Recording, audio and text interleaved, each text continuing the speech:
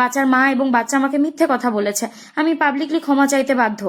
আমি আমি তাদের শোনা কথায় বিশ্বাস করেছি, শোনা কথায় বিশ্বাস করে আমি না, শুধু আমার সঙ্গে আমার দুজন অ্যাটেন্ডেন্ট ছিলেন, তারাও সবকিছু শুনেছেন। এবং যে হাসপাতালে বাচ্চাটার পরীক্ষা হয়েছে ওই হাসপাতালেও জানাজানি হয়ে গেছে। অপরাধী কেন এখনো পুলিশকে ধরা দিচ্ছে না? অপরাধী পুলিশকে ধরা দিক, বাচ্চাটার জন্ম হোক, আমরা ডিএনএ টেস্টের জন্য অপেক্ষা করি, ডিএনএ টেস্ট আসুক, ডিএনএ টেস্টই প্রমাণ করে দিবে। এবং আমি এখনো এটা বলে যাচ্ছি যে যদি আমার কখনো আমি এমন পাই যে ডিএনএ টেস্টে আসলো যে হুজুর এখানে দোষী না, আপনারা আসল অপরাধীকে খুঁজে বের করুন, টেস্ট করা হোক যে আসলে এই বাচ্চা বাবাকে। আপনারা আমাকে টেক দিচ্ছেন, বিভিন্ন পত্রপত্রিকায় টেলিভিশনে বলা হচ্ছে। আমি আপনাদের কাছে শুধু এই কথাইগুলি বলবো যে আল্লাহ তাআলার বিচারের উপরে যদি শ্রদ্ধাশীল থাকেন, এই বিশ্বাস করেন, তাহলে আমাকে নিয়ে আর এরকম কাজ করবেন না। তোমার বয়স এখন কত? হ্যাঁ, না 12 শুনছি। মেডিকেল রিপোর্টে ওকে তোমাকে এতে নিয়ে গেছিল পরীক্ষা করার জন্য। ওখানে রিপোর্টের মধ্যে তোমার যে ডাক্তার ওর এতে পেজ থেকে পোস্ট করলো 12 তোমার বয়স। 11? আচ্ছা, তো তুমি এবং তুমি নিশ্চিত ভাবে তুমি জানো যে তোমার বয়স 11 না? 11 এটার প্রমাণ কি তোমার জন্ম নিবন্ধনের কার্ড আছে? হ্যাঁ, মানে ওনার অভিযোগ উঠেছে স্থানীয় মহিলা মাদ্রাসার শিক্ষক আমানুন্নাহ সাগরের বিরুদ্ধে। অভিযোগ অনুসারে মেয়েটির গর্ভধারণের পরে ঘটনা সামনে আসে, তবে বিষয়টি এখনো তদন্তাধীন। অভিযুক্ত আমানুন্নাহ সাগর সব অভিযোগ অস্বীকার করে ডিএনএ পরীক্ষার দাবি জানিয়েছেন। স্থানীয় সালিশে মেয়ের পরিবার নাকি 3 লাখ টাকায় আপোসের প্রস্তাব দিয়েছিল, যা তিনি প্রত্যাখ্যান করেন। জানা আজকে আপনাদের সামনে খুব গুরুত্বপূর্ণ এবং মর্মাহত একটি বিষয় নিয়ে কথা বলতে আসছি। আমি কথা বলতে পারতেছি না, অসুস্থ। তারপরেও যদি কিছু না বলি তাহলে আপনারা হয়তো আমাকে সন্দেহ করতে পারেন, তাই আমি আমার কিছু কথা আপনাদের সাথে শেয়ার করার প্রয়োজন মনে করলাম। বিষয়টা হচ্ছে যে আপনারা দেখতে পাচ্ছেন যে সামাজিক যোগাযোগ মাধ্যমে আমাকে নিয়ে একটা বিষয় ভাইরাল হয়েছে, বিভিন্ন পত্রপত্রিকায় সেগুলো হয়তো প্রচার হচ্ছে। তো আমি আপনাদের বলবো যে এই বিষয়টার সাথে, যে বিষয়টা মেঘলা নামক একটা মেয়ে এবং আমার ছবি দিয়ে যে একটা অপপ্রচার করা হচ্ছে, অপবাদ রটানো হচ্ছে, এটার সাথে আমি কোনোভাবেই সম্পৃক্ত না। আমি এটার বিষয়ে কিছুই জানি না। আমি যদি বলি তাহলে বলবো যে এই মেয়েটা আমাদের এখানে পড়াশোনা করেছে, গত বছর পড়েছে এবং এর আগের বছরও পড়েছে। তো এর আগের বছর পূর্ণ বছর পড়াশোনা করার পরে সে আমাদের মাদ্রাসা থেকে চলে যায়। তো পরবর্তী বছর যখন মাদ্রাসা শুরু হলো তখন আমরা খোঁজ নিয়ে জানতে পারলাম যে কে কে আসে নাই। তো যারা যারা আসছে না তাদের মধ্যে সেও একজন ছিল, যে সে এখান থেকে চলে গেছে অন্য কোথাও। তো খবর নিয়ে জানতে পারলাম সে ঢাকা চলে গেছে, তারা বাবা মার সাথে থাকে। বাবা মা সৎ বাবা এবং মা অন্য কোথাও আগে বিয়ে বসছিল। তো বর্তমান যে বাবা আছে মেঘলা, তার মেয়ে না, বরং আগের বাবার মেয়ে সে। তো সে যখন ঢাকায় চলে গেল আমরা শুনলাম, তখন আমরা কিছু বলি নাই, ঠিক আছে, ঢাকায় তো পড়াশোনা বেশি হয়, তাহলে পড়ুক। আমরা আমাদের ক্লাস শুরু করে দিলাম। কিছুদিন যাওয়ার পরে দেখলাম আবার এই মেয়েটা আমাদের মাদ্রাসায় আসছে। তো আসার পরে জিজ্ঞাসা করা হলো যে কেন, কি অবস্থা, কোথা থেকে আসছো? সে বললো যে ঢাকায় চলে গেছিলাম, এখন নানা ভাই জোর করে নিয়ে আসছে আমারে। আমি আসতে চাইছিলাম না, আমাকে জোর করে নিয়ে আসছে নানা ভাই। দেশবাসী, আমি আপনাদের সাথে শুধু এই কথাটাই বলতে চাই যে যে মেয়েটা এখানে আসতে চাচ্ছিল না, তাকে কেন জোর করে আনা হলো? তাকে জোর করে আনার পিছনে কি কারণ ছিল বা তার কি স্বার্থ ছিল? পরবর্তীতে আমরা এটাও জানতে পারি যে এই মেয়েটা তার এই নানার সাথে রাতের বেলা ঘুমায়। সে নিজেই বলছে। কেন বলছে? যখন আমরা জিজ্ঞাসা করলাম যে তুমি হিজাব পরো না, অন্য মেয়েরা হিজাব পরে, তুমি বুরকা পরো না, অন্য মেয়েরা বুরকা পরে, কারণ তার চলাফেরা সম্পূর্ণ আলাদা ছিল। আপনারা চাইলে গ্রামে গিয়ে মাদ্রাসার ছাত্রছাত্রী যারা আছে তাদের সাথে কথা বলে দেখতে পারেন যে সে সম্পূর্ণ আলাদা ছিল, তার কোনো কিছুই আমাদের কমনের ভিতরে ছিল না, আমরা তাকে কন্ট্রোল করতে পারতেছিলাম না। তো সে এইভাবে কিছুদিন থাকার পরে আমরা ভাবলাম যে হয়তো তাকে আমরা রাখতে পারবো না, কারণ আমরা তাকে কন্ট্রোল করতে পারছি না। হয়তো মেয়েটা অন্য কোথাও গিয়ে যদি কন্ট্রোলে থাকতে পারে, পড়াশোনা করে, তাহলে এটা তার জন্য ভালো। তাই আমরা তার গার্জেনের কাছে বললাম, তার মাকে আমরা বুঝাইয়া বললাম আমাদের উদ্দেশ্য এটাই ছিল যে তার মা যেন তাকে বুঝিয়ে বলে যায় যে হুজুরের কথা মেনে চলবা, মাদ্রাসার নিয়ম কানুন মেনে চলবা, এই কথাগুলো উনি বুঝিয়ে যাবেন। কিন্তু উনি কি করছেন যে ওনার মেয়েকে উনি বলছে যে না, আমি এখানে রাখবো না, নিয়ে চলে যাব। তো আমাদের এখান থেকে প্রায় 5-6 মাস আগে আমাদের মাদ্রাসা থেকে নিয়ে চলে গেছে। হয়তো পরবর্তীতে খবর নিয়ে জানতে পারলাম সিলেটে যেখানে উনি থাকেন সেখানে নিয়ে গেছে। তো নিয়ে যাওয়ার পরে এখন কিছুদিন আগে আবার আসছে, এসে বলতেছে যে এই দুর্ঘটনা, যে খুব বড় সমস্যা।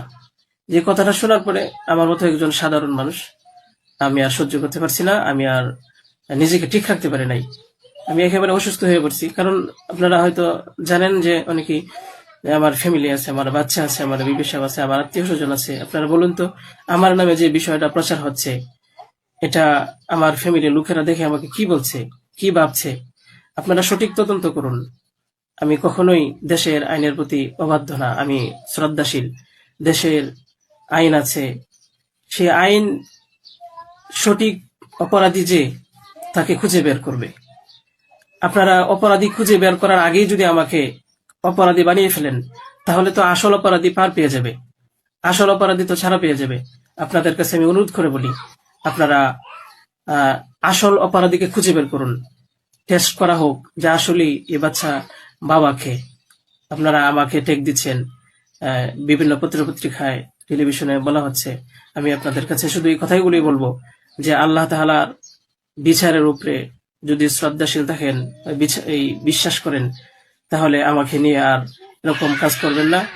আপনারা সঠিক তদন্ত করে সঠিক অপরাধীকে খুঁজে বের করুন। আমি আপনাদের সামনে আর কথা বলতে পারতেছি না। আপনারা সবাই ভালো থাকবেন, ইনশাল্লাহ পরবর্তীতে আরো কথা হবে ইনশাল্লাহ। আসসালামু আলাইকুম ওয়া রাহমাতুল্লাহ। হ্যাঁ, আসসালামু আলাইকুম রহমতুল্লাহ। যে ছোটমণি, তোমার ব্যাপারে আমরা যেটা শুনলাম, গোটা বাংলাদেশের মধ্যে বিষয়টা অলরেডি এখন আলোচিত এবং বিষয়টা বর্তমানে আলোচনার এতে টপ লেভেলে এতে আছে। অনেকটাই প্রায় মানে বিতর্ক এবং পরস্পর ঘাবলা এবং একটা সন্দেহ, একটা সৃষ্টি হয়েছে তোমার বিষয়টা নিয়ে। যে আচ্ছা, তুমি আমাদেরকে বিষয়টা একটু স্পষ্টভাবে এবং ক্লিয়ারলি বলো। আচ্ছা, তোমার বয়স এখন কত? হ্যাঁ, না 12 শুনছি। মেডিকেল রিপোর্টে ওকে তোমাকে এতে নিয়ে গেছিল পরীক্ষা করার জন্য। ওখানে রিপোর্টের মধ্যে তোমার যে ডাক্তার ওর এতে পেজ থেকে পোস্ট করলো 12 তোমার বয়স। 11? আচ্ছা, তো তুমি এবং তুমি নিশ্চিতভাবে তুমি জানো যে তোমার বয়স 11 না? 11 এটার প্রমাণ কি তোমার জন্ম নিবন্ধনের কার্ড আছে? হ্যাঁ, মানে ওনার নতুন আর কি 2 মাস মিস হয়েছে। আচ্ছা, অর্থাৎ 11+12 এরকম। 11+12। হ্যাঁ, আচ্ছা আচ্ছা। তো তোমার নামটা কি? হ্যাঁ, পুরো নামটা বলো তুমি স্পষ্টভাবে, গোটা দেশবাসী। জান্নাতুল আক্তার মেঘলা। আচ্ছা আচ্ছা, তোমাকে মাদ্রাসা তোমাকে কোন ক্লাসে ভর্তি করা হয়েছিল এবং টোটালি তুমি কত বছর মাদ্রাসায় পড়ছো? ছোটবেলা থেকে। হ্যাঁ, ছোটবেলা থেকে বলতে তুমি কয় বছর যাবত মাদ্রাসায় পড়তেছো? কয় বছর ধরে পড়তেছো? মানে কয় বছর ধরে পড়তেছো? কোন সমস্যা নেই। তুমি কয় বছর ধরে মাদ্রাসায় পড়তেছো? আমি তো এটা বলতে পারবো না, ছোট থেকে পড়ছি। মানে মাদ্রাসা তুমি কয় বছর ধরে পড়তেছো আর কি? আচ্ছা, অর্থাৎ তুমি এখানে কয় বছর ধরে পড়তেছো? তুমি এখানে কত বছর ধরে পড়তেছো? মানে 3-4 বছর যাবো? না, মানে 3-4 বছর যাবো। আচ্ছা, যাই হোক, এখন কথা হচ্ছে যে মানে ওনার সাথে মানে যে তুমি যে হুজুরের কাছে পড়তেছিলা, ওই হুজুরের কাছে কয় বছর ধরে পড়তেছিলা? ছোটবেলা থেকে। আচ্ছা, হুজুরের সাথে তোমার কিরকম, হুজুর তোমার সাথে কেমন আচার ব্যবহার করতো, কেমন কথাবার্তা বলতো, মানে যার ফলে তোমার সাথে হুজুর এইরকম, এই বিষয়টা একটু বিস্তারিত ভাবে বলো দেশবাসীর কাছে। হুজুর সবসময় ভালো করে ব্যবহার করতো, তোমাকে আদর করতো না? তোমাকে এটাই করতো। তারপরে তোমার সাথে এরকম ঘটনা কেমনে ঘটলো? এরকম ঘটনা একদিন হুজুরে ডাইকে নিছে, তারপরে ডাইকে নিলে তারপরে বলছে মানে মাদ্রাসা ছুটি হইলে মসজিদ ঝাড়ু দিয়ে যাইতে। আচ্ছা আচ্ছা আচ্ছা। তারপরে আমি ঝাড়ু দিতে যাইছিলাম, তারপরে ঝাড়ু দিতে গেলে এরকম ঘটনা। হ্যাঁ, মানে এরকম তোমাকে কি বলে ডাকছিল কাছে, এবং তোমাকে এই কাজ উনি কেমনি করলো? আমাকে বলছে তার রুমটা ঝাড়ু দিতাম, হ্যাঁ, মানে তার বিছানাটা, তারপরে দিতেছি, তারপর দরজা লাগাই লাগছিল। তারপর দরজা লাগিয়ে তোমার সাথে এরকম কাজ করছে না? আচ্ছা আচ্ছা। তো মানে বিষয়টা তুমি নিশ্চিত, মানে তোমার তুমি বলো বিষয়টা আল্লাহ যে তোমার তোমার এক ইমানকে তোমার উপরওয়ালাকে মানে তোমার আমাদের সৃষ্টিকর্তা, মানে যেখানে মানে আমরা যখন এই পৃথিবী ছেড়ে চলে যাব, যার কাছে একমাত্র জবাব দিতে করতে হবে কবরে গিয়ে, তো আল্লাহ তাআলার প্রতি তুমি পুরোপুরি বিশ্বাস রেখে বলো। তোমার এই হুজুর ছাড়া অন্য কারোর সাথে তোমার কোনো রকম সম্পর্ক ছিল? মানে এই দুর্ঘটনা কি অন্য অন্য অন্য কারোর সাথে তোমার হওয়ার সম্ভাবনা আছে? মানে এই তোমার সাথে এই কাজ একমাত্র কেবল শুধু একমাত্র এই হুজুরই করছে না, তাই না? আচ্ছা। তো তুমি দেশবাসীর কাছে বা তুমি বর্তমান প্রচলিত প্রশাসনের কাছে এবং দেশবাসীর কাছে, আইন আদালতের কাছে তুমি কি চাও, তুমি কি বিচার চাও?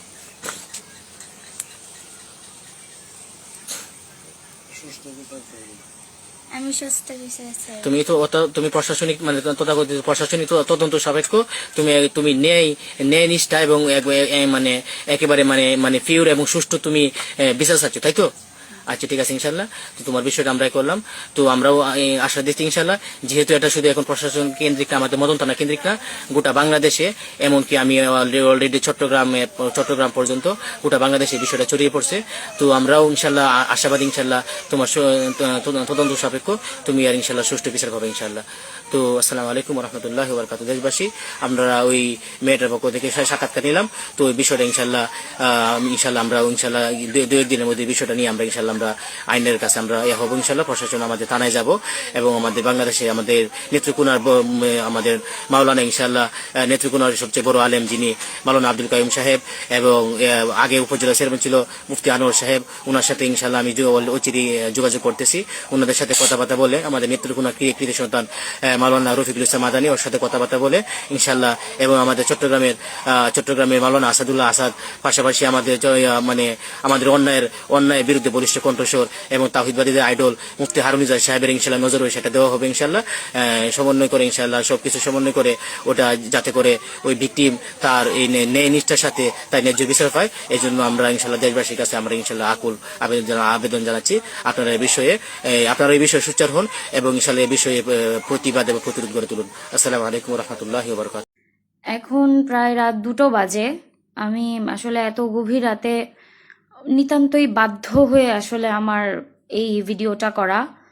মানে একটা জিনিস হচ্ছে, আমি যখন রোগীটাকে হাতে পাই, বাচ্চাটাকে আমি যখন হাতে পাই, আমার রুমে আমি, বাচ্চার মা, বাচ্চা এবং আমার 2জন অ্যাটেন্ডেন্ট সবাই উপস্থিত ছিল, এবং বাচ্চার মা এবং বাচ্চার সঙ্গে আমার কি কি কথোপকথন হয়েছে এটার 2জন উপস্থিত সাক্ষী আছেন।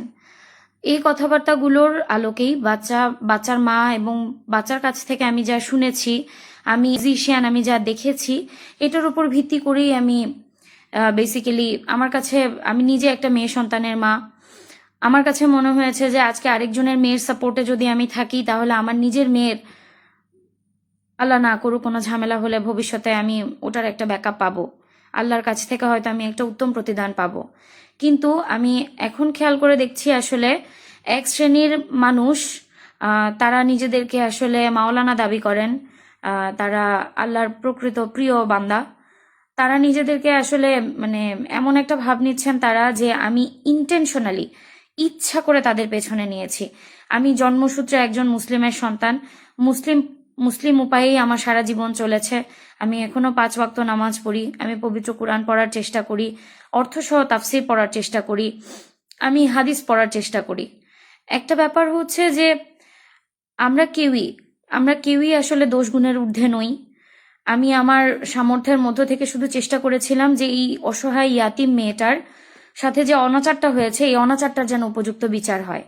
এখন এই অনাচারকারী যদি হুজুর হয়ে থাকেন তাহলে হুজুরের বিচার হবে, যদি অন্য কেউ হয়ে থাকে তাহলে তার বিচার হবে। আমি যা ভার্বালি শুনেছি আমি সেটার ওপরেই ভিডিওটা করেছি। এখন আমি আসলে ইদানিং যে ব্যাপারগুলো ফেস করছি, যে আমি অলরেডি মানে কিছু টেলিভিশন চ্যানেলকে ব্যাপারটা জানিয়েছিলাম যে আমি আমার জীবনের ওপর একটা থ্রেটে আছি, কিন্তু ইদানিং আমি যেটা খেয়াল করলাম, আজকে কিছুক্ষণ আগেও আমি ব্যাপারটা খেয়াল করেছি, আমাকে এখন মানে আমার কাগজপত্র ভুয়া, আমি একজন ভুয়া ডাক্তার, আমার বিএমডিসি লাইসেন্স নেই, আমার ট্রেনিং সার্টিফিকেট ভুয়া, আমার এমবিবিএস পাশের কোনো ডকুমেন্ট নেই, আমি নাকি ময়মনসিংহে দালাল হাত করে তারপরে প্র্যাকটিস করি, প্রভাবশালী হাত করে প্র্যাকটিস করি, এই ধরনের কথাবার্তা আমার ব্যাপারে বলা হচ্ছে। আমি একজন অবসরপ্রাপ্ত সেনা সদস্যের সন্তান, আমার কেন প্রভাবশালীদের সঙ্গে আসলে ওঠা বসা থাকবে? আমি এমন কোনো প্রভাবশালী পরিবারেরও সন্তান নই, বা আমার কোনো প্রভাবশালী পরিবারে বিয়েও হয়নি যে আমি কোনো সূত্রে প্রভাবশালীদেরকে হাত করতে পারবো। আর আরেকটা ব্যাপার হচ্ছে, আমাকে অনেকেই আমি জানি না কেন এই ব্যাপারটাকে পুরোপুরি তারা নিজেদের কাঁধে তুলে নিয়েছেন। নিজেদের তারা ভাবছেন যে আমি ইন্টেনশনালি শুধু হুজুরদেরকেই বকাবকি করেছি। আমি বাচ্চার কাছে যা শুনেছি, বাচ্চার মায়ের কাছে যা শুনেছি, এখন অপরাধী হুজুর হলেও অপরাধীর একমাত্র পরিচয় সে অপরাধী। এবার সে হুজুর হোক, সে সাধারণ মানুষ হোক, সে জেনারেল কেউ হোক, অপরাধীর একমাত্র পরিচয় অপরাধী। কিন্তু এটাকে কেন্দ্র করে আসলে আমার এগেনস্টে যে প্রোপাগান্ডাগুলো ছড়ানোর চেষ্টা করা হচ্ছে, আমার ভাবতে খুব খারাপ লাগছে। একজন চিকিৎসকের জন্য এটা খুব দুঃখজনক অভিজ্ঞতা যে আমার এখন মিডিয়া ট্রায়ালে আসলে নিজের লাইসেন্স নিয়ে কথা বলতে হবে, নিজের ট্রেনিং নিয়ে কথা বলতে হবে, নিজের পড়াশোনা নিয়ে কথাবার্তা বলতে হবে। আর তাছাড়া এগুলো নিয়ে আমার থ্রেট ফেস করতে হবে। আর উপরন্তু জীবনের থ্রেট তো আছেই। আমাকে রেপ করে মেরে ফেলা হবে, মব সৃষ্টি করা হবে, আমাকে যেখানেই পাবে রাস্তায় কুপিয়ে মেরে ফেলা হবে, এই জাতীয় থ্রেটগুলো আমি পাচ্ছি। প্রত্যেকদিন সারাদিন সারা রাত আমার মোবাইলে অনবরত টেক্সট আসতে থাকে। যারা আমার সঙ্গে কথা বলতে এসেছিলেন তারা নিজেরাও খেয়াল করেছেন, টেক্সটের নোটিফিকেশনে আমি আসলে অতিষ্ঠ হয়ে গেলাম। আমি শুধু চেয়েছিলাম যে আমি হকের পক্ষে যদি থাকি, অন্তত আল্লাহর কাছে আমি জবাবদিহিতা করতে পারবো। আল্লাহর কিয়ামতের দিন আল্লাহর কাঠগড়ায় দাঁড়িয়ে আমি অন্তত বলতে পারবো যে আল্লাহ, আপনার এই বান্দা ন্যায় বিচার পাওয়ার কোনো সুযোগ তার ছিল না, আমার কাছে যেটুকু সুযোগ ছিল আমি সেটাকে কাজে লাগানোর চেষ্টা করেছি আপনার এই বান্দার জন্য। আমি জাস্ট ওইটুকু থেকে আমি কাজটা করতে এসেছিলাম। কিন্তু আমি আসলে এখন যা ফেস করছি, আমি এখন হাড়ে হাড়ে বুঝতে পারছি আসলে কেন বাংলাদেশে কোনো অপরাধের বিচার হয় না, কেন বাংলাদেশে কোনো অপরাধের বিচার হয় না, অপরাধের এগেনস্টে কেউ কেন আওয়াজ তোলে না। আমি এখন আসলে হাতে নাতে বুঝতে পারছি। আগে এগুলো টেলিভিশনে দেখতাম, পেপার পত্র পত্রিকায় পড়তাম, এখন আমি আসলে মোটামুটি আমি একদম চোখে আমার আয়না চলে আসছে, আমার সামনে আয়না দিয়ে দেখিয়ে দেওয়া হয়েছে যে আসলে বাংলাদেশে সত্যের পক্ষে থাকলে বা আমি যা জানি সেটা নিজের মত স্বাধীনতা বাক স্বাধীনতা প্রকাশ করতে চাইলেও আসলে কি পরিমাণ হ্যারাসমেন্টের শিকার হতে হয়।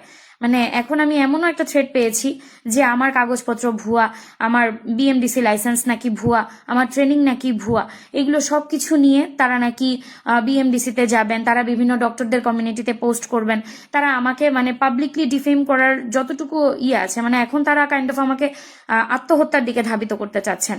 আমি একজন মুসলিমের সন্তান, আমি শেষ পর্যন্ত মানসিকভাবে শক্ত থাকতে চাই, কিন্তু আমাকে এভাবে হ্যারাস করতে থাকলে আসলে আমি কতদূর শক্ত থাকতে পারবো আমি জানি না।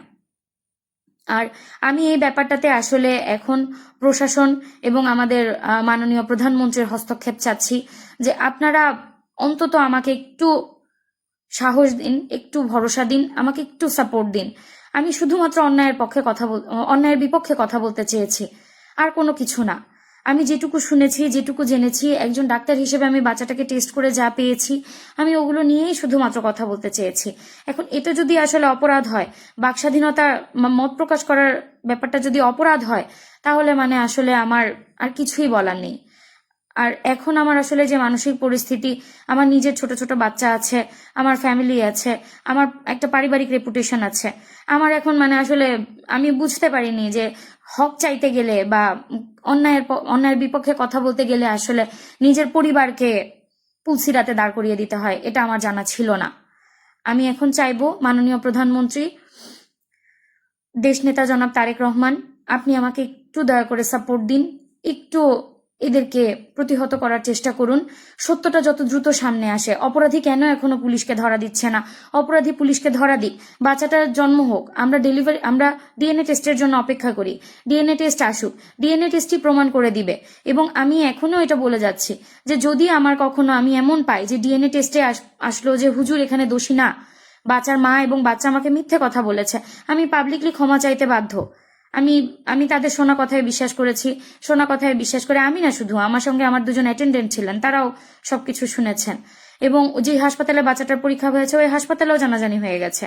তো আমরা সবাই ব্যাপারটা শুনেছি এবং আমরা সবাই ক্ষমা প্রার্থী হব, কিন্তু যতদিন পর্যন্ত এটা হচ্ছে না, একজন অন্যায়ের বিরুদ্ধে সোচ্চার হয়েছেন বলে তার নামে আসলে এভাবে প্রোপাগান্ডা ছড়াতে হবে, তাকে ধর্ষণের হুমকি দেওয়া হবে, তার ডাক্তারির কাগজপত্র ভুয়া, তার ট্রেনিং ভুয়া, তার বিএমডিসি লাইসেন্স ভুয়া, সে দালাল হাত করে চলে, এই প্রভাবশালীদেরকে হাত করে চলে, এত ধরনের বাজে মন্তব্য, এত ধরনের কুমন্তব্য নিয়ে আসলে মানে একজন সুস্থ স্বাভাবিক মানুষের পক্ষে আসলে বেঁচে থাকা সম্ভব না। একজন সুস্থ স্বাভাবিক মানুষের এখানে সার্ভাইভ করার আসলে কোনো চান্সই নেই, কোনো সম্ভাবনাই নেই। মানে আমি এখন তা এতদিন আমি ওই বাচ্চাটাকে নিয়ে কনসার্ন ছিলাম, এখন তা আমি মানে ওর ফ্যামিলির উপর দিয়ে কি যাচ্ছে ওটা আমি এখন মানে পরিষ্কার আমি ট্রেস পাচ্ছি। অভিযোগ উঠেছে স্থানীয় মহিলা মাদ্রাসার শিক্ষক আমানুন্নাহ সাগরের বিরুদ্ধে। অভিযোগ অনুসারে মেয়েটির গর্ভধারণের পরে ঘটনা সামনে আসে, তবে বিষয়টি এখনো তদন্তাধীন। অভিযুক্ত আমানুন্নাহ সাগর সব অভিযোগ অস্বীকার করে ডিএনএ পরীক্ষার দাবি জানিয়েছেন। স্থানীয় সালিশে মেয়ের পরিবার নাকি 3 লাখ টাকায় আপোসের প্রস্তাব দিয়েছিল, যা তিনি প্রত্যাখ্যান করেন। জানা গেছে মেয়েটির মা বাবার আগেই বিচ্ছেদ হয়েছে। সে নানার বাড়িতে থেকে পাশের মাদ্রাসায় পড়াশোনা করত। 5-6 মাস আগে মা তাকে সিলেটে নিয়ে যান, পরে শারীরিক পরিবর্তন দেখে বাড়ি ফিরিয়ে আনা হয়। সামাজিক যোগাযোগ মাধ্যমে এখন একতরফা অভিযোগ ও মাদ্রাসা আলেম সমাজের বিরুদ্ধে অপপ্রচার চলছে, যা অত্যন্ত দুঃখজনক। যতক্ষণ না আদালতের মাধ্যমে সত্য প্রমাণিত হয়, ততক্ষণ কাউকে দোষী সাব্যস্ত করা উচিত নয়। প্রকৃত অপরাধী যেই হোক, তার দৃষ্টান্তমূলক শাস্তি হওয়া উচিত। তদন্ত চলছে, বিচারের অপেক্ষায় থাকুক।